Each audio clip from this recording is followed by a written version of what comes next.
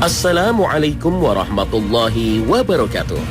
Selamat pagi pemirsa Trans 7. Khazanah Ensiklopedia Islam Dunia pagi ini kembali hadir ke hadapan Anda untuk berbagi informasi Islami. Semoga menginspirasi dan menjadi motivasi aktivitas Anda hari ini. Pemirsa Khazanah, surga dan neraka merupakan hal gaib yang wajib diimani oleh setiap muslim. Dalam beberapa hadis disebutkan Rasulullah SAW banyak menceritakan tentang para penghuni surga atau neraka, baik ketika peristiwa Mi'raj maupun dalam keseharian. Beberapa gambaran isi neraka yang disebutkan Rasulullah pun cukup mencengangkan. Saat Mi'raj misalnya, beliau SAW melihat malaikat Malik sang penjaga neraka yang tak pernah tersenyum. Di wajahnya tidak terpancar kegembiraan dan keceriaan. Rasul juga melihat orang yang memakan harta anak yatim secara zalim. Bibir mereka seperti bibir unta. Mulut-mulut mereka dicekoki potongan api neraka sebesar genggaman tangan hingga keluar dari dubur-dubur mereka. Beliau SAW juga melihat para pemakan riba yang memiliki perut buncit. Mereka tak mampu beranjak dari tempat mereka. Dalam pada itu mereka dilintasi oleh keluarga Fir'aun yang sedang disodorkan ke neraka. Kemudian mereka diinjak-injak. Selain itu Rasulullah juga menyaksikan para pezina. Di tangan mereka terdapat daging yang gemuk dan segar, dan di sampingnya terdapat daging yang bernanah dan membusuk. Namun mereka malah memilih daging yang bernanah dan membusuk, dan tak memakan daging yang segar meski tersedia. Dalam kesempatan lain, Rasulullah SAW juga pernah bercerita tentang pengalaman beliau yang ditampaki surga dengan mengatakan, "Surga berada begitu dekat denganku, sehingga jika aku mau aku dapat memetik beberapa buahnya. Neraka juga didekatkan kepadaku sehingga aku berkata, ya Allah, bahkan aku masih bersama mereka. Aku lalu melihat seorang wanita sedang dicakar oleh seekor kucing. Maka aku bertanya, mengapa ini? Mereka mengatakan kepadaku, ia menyekapnya sampai mati kelaparan, tidak memberinya makan, dan tidak pula melepaskannya agar kucing tersebut dapat memakan hewan-hewan kecil atau serangga yang berkeliaran di muka bumi." Hadis riwayat Bukhari. Imam Bukhari dan Muslim juga meriwayatkan bahwa Rasulullah SAW pernah melihat Amr bin Amir al-Huzai sedang menyeret isi perutnya di dalam neraka. Amr bin Amir al-Huzai adalah orang pertama yang mengubah agama Nabi Ibrahim dan memulai tradisi penyembahan berhala di Mekah. Lalu bagaimana dengan keadaan surga? Siapa yang akan mendiaminya nanti? Allah Subhanahu wa Ta'ala menjanjikan surga bagi orang-orang yang beriman. Hal ini tertuang dalam firman-Nya. Adapun orang-orang yang beriman dan mengerjakan amal saleh, maka mereka akan mendapat surga-surga tempat kediaman sebagai pahala atas apa yang telah mereka kerjakan. Al-Quran Surah As-Sajdah ayat 19. Mengenai surga, Rasulullah SAW menceritakan, "Aku berdiri di depan pintu surga dan melihat bahwa sebagian besar dari orang-orang yang masuk surga adalah orang-orang miskin dan papa, sedangkan yang kaya tertahan. Sementara penduduk neraka diperintahkan untuk dibawa ke dalam neraka." Hadis riwayat Bukhari. Imam Tirmizi meriwayatkan dengan sanad yang hasan dari Abu Hurairah bahwa Nabi SAW bersabda, "Telah diperlihatkan kepadaku 3 orang pertama yang akan masuk surga. Orang mati syahid, orang yang beramal soleh, dan seorang budak yang menyembah Allah dengan penuh keyakinan dan pengabdian, serta tulus dan setia kepada tuannya." Terkait hadis-hadis tersebut di atas, muncul pertanyaan.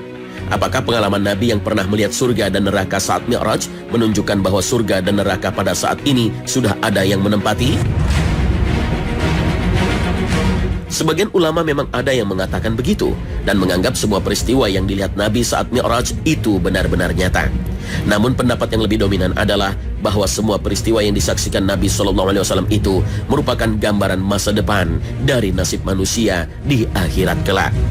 Ini terlihat dari siksaan penghuni neraka. Mereka disiksa karena tidak melaksanakan perintah-perintah agama yang pada waktu itu belum diwajibkan. Selain itu, beberapa sahabat yang dilihat Nabi sedang berada di surga, mereka masih hidup dan mustahil mereka ketika itu sudah berada di dalam surga. Al-Kirmani berkata, "Seseorang tidak akan masuk surga kecuali setelah ia mati." Dan terakhir, jika semua peristiwa itu benar-benar terjadi, maka akan bertentangan dengan sebuah hadis yang menyatakan bahwa orang pertama yang masuk surga adalah Nabi Muhammad SAW. Imam Muslim meriwayatkan bahwa Rasulullah SAW bersabda, "Aku datang ke pintu surga dan meminta supaya pintu itu dibuka. Penjaga surga bertanya, 'Siapakah engkau?' Aku menjawab, 'Muhammad.' Penjaga surga berkata lagi, aku diperintah untuk tidak membuka pintu ini bagi siapa saja sebelum engkau. Lalu, apakah surga dan neraka saat ini kosong, tidak berpenghuni? Ada sebuah hadis yang menyatakan bahwa arwah para syuhada ditempatkan di dalam tembolok burung-burung hijau yang bebas berkeliaran di dalam surga. Masruq radhiyallahu anhu, seorang tokoh tabi'in, pernah bertanya kepada Abdullah bin Mas'ud radhiyallahu anhu tentang ayat 169 dari surat Ali Imran yang menyatakan bahwa para syuhada sebenarnya tidak mati.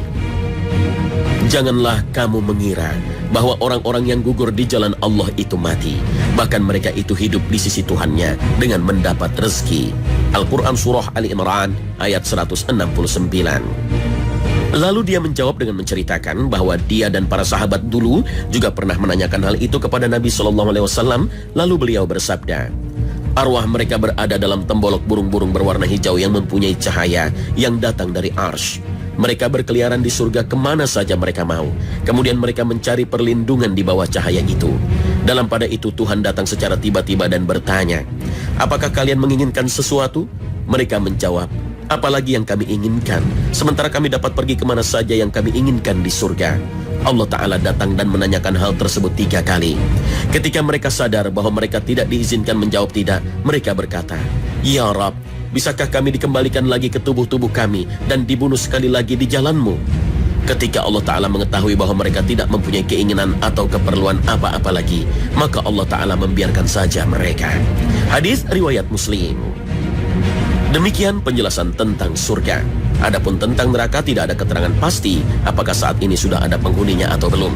Kalaupun ada, bisa jadi para malaikat yang ditugaskan untuk menjaganya. Namun hadis dari Imam Muslim ini bisa menjadi acuan. Beliau meriwayatkan dari Ibnu Umar bahwa Rasulullah SAW bersabda, apabila seseorang meninggal, maka akan diperlihatkan tempatnya pada pagi dan sore hari. Jika ia calon penghuni surga, ia akan menjadi penghuni surga. Jika ia calon penghuni neraka, ia akan menjadi penghuni neraka. Lalu dikatakan kepadanya, inilah tempatmu sekarang, sampai Allah Ta'ala memasukkanmu ke dalamnya pada hari kiamat nanti. Wallahu a'lam.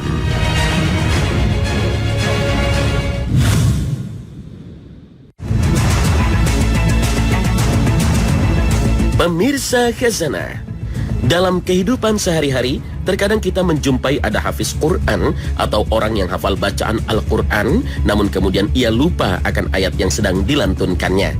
Karena kasus lupa tersebut, beberapa orang menilai hafiz itu melakukan sebuah dosa besar. Bahkan Rasulullah SAW pernah bersabda, aku diperlihatkan dosa-dosa umatku. Ternyata yang paling besar adalah dosa orang yang telah diberikan Al-Quran, baik satu surat atau satu ayat, lalu dia melupakannya. Hadis riwayat Abu Daud.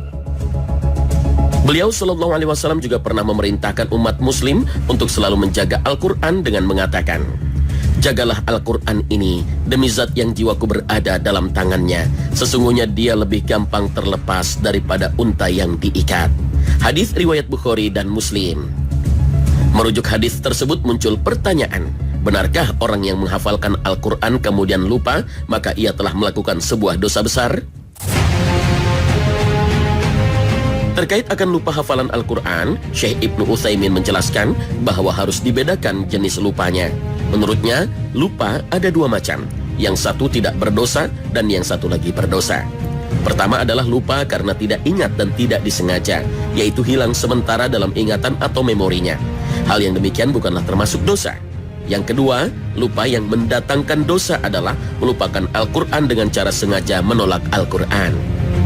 Ulama kontemporer Syekh Ibnu Utsaimin menjelaskan hal ini ketika para mahasiswa semester akhir mengadukan masalah hafalan Al-Quran mereka di semester-semester awal yang banyak terlupa. Maka beliau menjawab bahwa lupa itu ada 2 macam. Lupa yang pertama adalah lupa sebagai sifat dasar manusia. Lupa yang kedua memang sengaja menolak Al-Quran dan tidak memperhatikannya. Lupa jenis pertama itu tidak berdosa dan tidak dihukum. Dan itu adalah lupa yang terkait dengan sifat manusia. Setiap manusia tidak akan bisa luput dari salah satu sifat dasarnya, yaitu lupa, termasuk penghafal Al-Quran. Kenyataannya, setiap penghafal Al-Quran pasti pernah lupa. Tentu saja ketika hal itu terjadi, tidak bisa disamakan kasusnya dengan perbuatan dosa besar lain, seperti zina, mencuri, membunuh manusia, dan lainnya. Karena kalau lupa hafalan Al-Quran merupakan dosa, maka bisa jadi semua penghafal Al-Quran itu jatuh semua ke dalam lembah dosa-dosa besar secara keseluruhannya.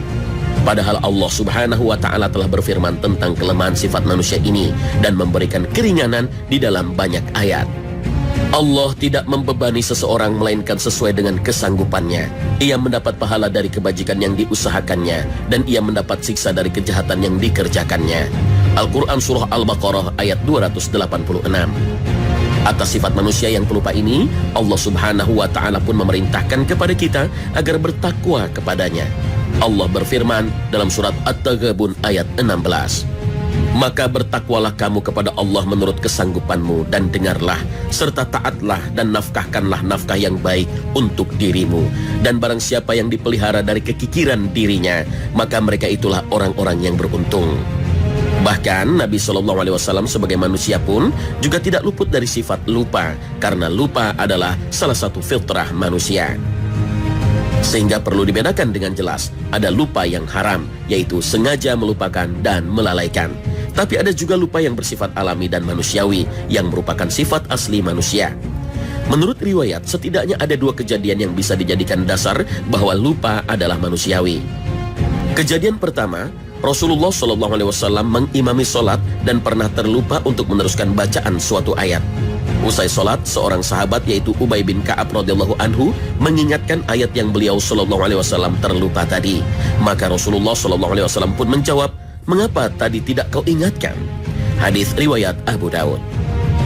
Kejadian kedua, ada seseorang yang membaca suatu ayat dari Al-Quran dan Rasulullah SAW mendengarnya, lalu beliau bersabda, "Semoga Allah merahmati orang itu. Dia telah mengingatkanku suatu ayat yang aku lupakan." Hadis riwayat Bukhari dan Muslim. Dua kejadian ini jelas sekali memberikan gambaran kepada kita bahwa meski Rasulullah SAW seorang nabi, namun tetap saja beliau adalah manusia biasa yang bisa lupa, termasuk terlupa akan ayat Al-Quran pada keadaan tertentu. Jika demikian, bagaimana cara agar para penghafal Quran ini bisa selalu ingat dan tidak lupa akan hafalannya? Inti pesan dari Nabi SAW yaitu keharusan menjaga hafalan Al-Quran dengan cara mengulanginya secara rutin. Kalaupun masih ada yang terlupa setelah dijaga secara sungguh-sungguh, maka itu sudah di luar kemampuan manusia. Namun, terkait hal ini ada fatwa dari Dewan Fatwa Arab Saudi yang menyatakan bahwa tidak pantas bagi penghafal Al-Quran melalaikan bacaannya. Dia harus mengulanginya setiap hari secara rutin agar tetap hafal dan terlindung dari lupa. Namun bagi yang pernah hafal ayat tertentu lalu terlupa karena kesibukan atau lalai, maka dia tidak berdosa. Salah satu dampak negatif yang muncul apabila kita kurang cerdas memahami fatwa ini adalah adanya orang yang berpikir terbalik. Daripada menghafal Al-Quran lalu terkena risiko berdosa lantaran bisa saja lupa, maka lebih baik tidak usah menghafal saja, biar tidak ada risiko lupa dan tidak ada ancaman dosa. Logika ini bisa saja muncul di benak kita secara begitu saja. Buat apa menghafal Al-Quran kalau ancamannya malah jadi dosa bila terlupa? Oleh karena itulah perlu diluruskan pemahamannya bahwa menghafal Al-Quran memiliki keutamaan yang sangat besar karena kedudukannya di surga setingkat dengan banyaknya hafalan. Hal ini dinyatakan dalam hadis yang dituturkan oleh Abdullah bin Amr radhiyallahu anhuma bahwasanya Nabi SAW bersabda, dikatakan kepada penghafal Al-Quran, baca dan naiklah ke tingkat berikutnya.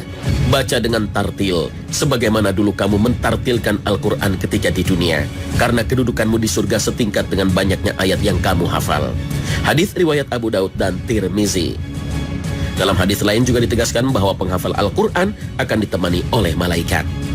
Aisyah radhiyallahu anha menuturkan bahwa Nabi SAW bersabda, orang yang membaca dan menghafal Al-Quran, dia bersama para malaikat yang mulia. Sementara orang yang membaca Al-Quran, dia berusaha menghafalnya, dan itu menjadi beban baginya, maka dia mendapat 2 pahala. Hadis riwayat Bukhari. Agar keutamaan ini tidak berkurang atau bahkan hilang, maka Allah memerintahkan untuk menjaganya dengan cara membacanya secara rutin. Sesungguhnya, Orang-orang yang selalu membaca kitab Allah dan mendirikan sholat dan menafkahkan sebagian rezeki yang kami anugerahkan kepada mereka dengan diam-diam dan terang-terangan. Mereka itu mengharapkan perniagaan yang tidak merugi, agar Allah menyempurnakan kepada mereka pahala mereka dan menambah kepada mereka karunia-Nya. Sesungguhnya Allah Maha Pengampun lagi Maha Mensyukuri. Al-Quran Surah Fatir ayat 29 hingga 30.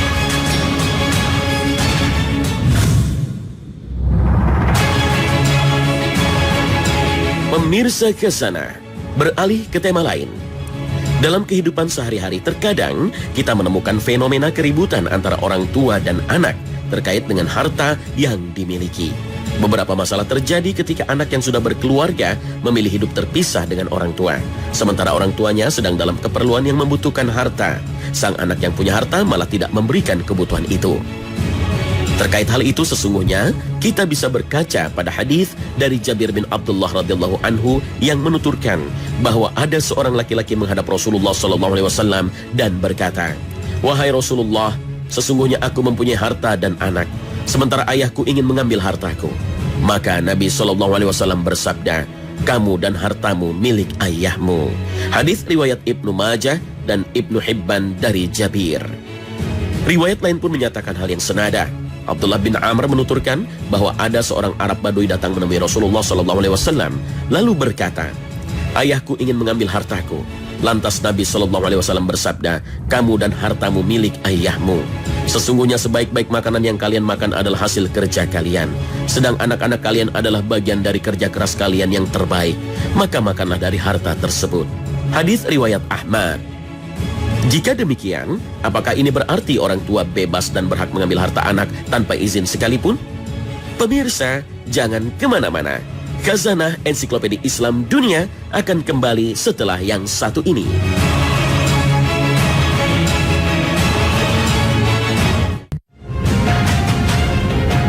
Pemirsa Khazanah, adanya kata milik dalam hadis "kamu dan hartamu milik ayahmu" tidak berarti bahwa harta anak juga menjadi hak milik orang tua hingga bebas dia konsumsi dan dia kelola. Tetapi yang dimaksud adalah bahwa orang tua boleh mengambil harta anak dan itu pun tidak secara mutlak, namun harus mematuhi beberapa syarat tertentu. Agar tidak menimbulkan permasalahan, maka pengambilan harta itu tidak boleh menimbulkan kemudaratan bagi anak. Misalnya, orang tua berniat mengambil lemari es sang anak, sementara lemari es tersebut sebenarnya digunakan sang anak untuk menyimpan ASI demi kebutuhan bayinya. Jika hal ini terjadi, maka orang tua tidak diperbolehkan untuk mengambilnya. Harta yang diambil hendaknya bukan termasuk kebutuhan pokok sang anak. Misalnya, orang tua mengambil sekarung beras milik sang anak, padahal kondisinya sang anak tengah kekurangan pangan. Dan sekarung beras itu adalah satu-satunya milik sang anak yang tengah kelaparan di antara keluarga kecilnya. Sikap orang tua yang memaksa meminta sekarung beras dari sang anak ini termasuk yang tidak dibenarkan dalam syariat. Kemudian hendaknya sang ayah tidak mengambil harta dari salah satu anaknya untuk diberikan kepada anak yang lain, karena perbuatan seperti ini dapat menimbulkan permusuhan antar anak. Juga karena di dalamnya ada pengistimewaan sebagian anak atas sebagian yang lain selama pihak kedua, anak yang diberi, tidak membutuhkan. Berbeda bila anak yang diberi memang membutuhkan, maka memberi anak yang membutuhkan dan tidak memberi saudara-saudaranya yang tidak membutuhkan tidak termasuk tindakan pengistimewaan, bahkan hal itu wajib. Satu syarat lagi yang sangat penting yaitu adanya kebutuhan mendesak pada diri sang ayah atau ibu yang akan mengambil harta anaknya. Syarat ini secara jelas disebutkan dalam sebuah hadis yang dituturkan oleh Aisyah radhiyallahu anha yang menyatakan bahwa Rasulullah SAW bersabda, "Sesungguhnya anak-anak kalian adalah hibah dari Allah untuk kalian berdasarkan firman Allah. Allah memberikan pada siapa yang dikehendaki seorang anak perempuan dan memberikan kepada siapa yang dikehendaki seorang anak laki-laki." Al-Quran Surah Asy-Syura ayat 49. Mereka dan harta mereka adalah milik kalian jika kalian membutuhkannya. Hadis riwayat Hakim dan Baihaqi. Hadis ini adalah pembatas makna umum dari hadis masyhur yang menyatakan kamu dan hartamu adalah milik ayahmu, sehingga tidak boleh diterapkan secara mutlak di mana seorang ayah boleh mengambil harta anaknya sesuai yang dia mau. Sekali-kali tidak demikian. Sebaliknya, seorang ayah hanya boleh mengambil apa yang dia butuhkan saja. Wallahu a'lam. Jika orang tua dilarang semena-mena mengambil harta anaknya, lalu bagaimana bila anaknya mengambil harta orang tuanya? Apakah boleh? Pada dasarnya, anak tidak boleh mengambil harta orang tua tanpa izin. Dalam fatwa Syabakah Islamiyah disebutkan, seseorang tidak boleh mengambil harta ayahnya sedikit pun kecuali atas izin dan kerelaannya. Hal ini berdasarkan keumuman makna sabda Nabi SAW yang artinya, tidak halal bagi seorang muslim untuk mengambil harta saudaranya kecuali harta yang dia berikan kepadanya dengan kerelaan saudaranya. Hadis riwayat Baihaqi. Namun bila orang tua pelit sehingga tidak memberikan jatah nafkah yang cukup bagi anaknya, maka boleh mengambil harta orang tuanya meskipun tanpa izin. Terkait dengan ini, seorang ulama mengatakan, apabila bapaknya pelit dalam memberikan nafkah, sementara anak masih belum mampu bekerja sendiri, maka dia boleh mengambil harta orang tuanya untuk menutupi kebutuhan, meskipun tanpa diketahui orang tua.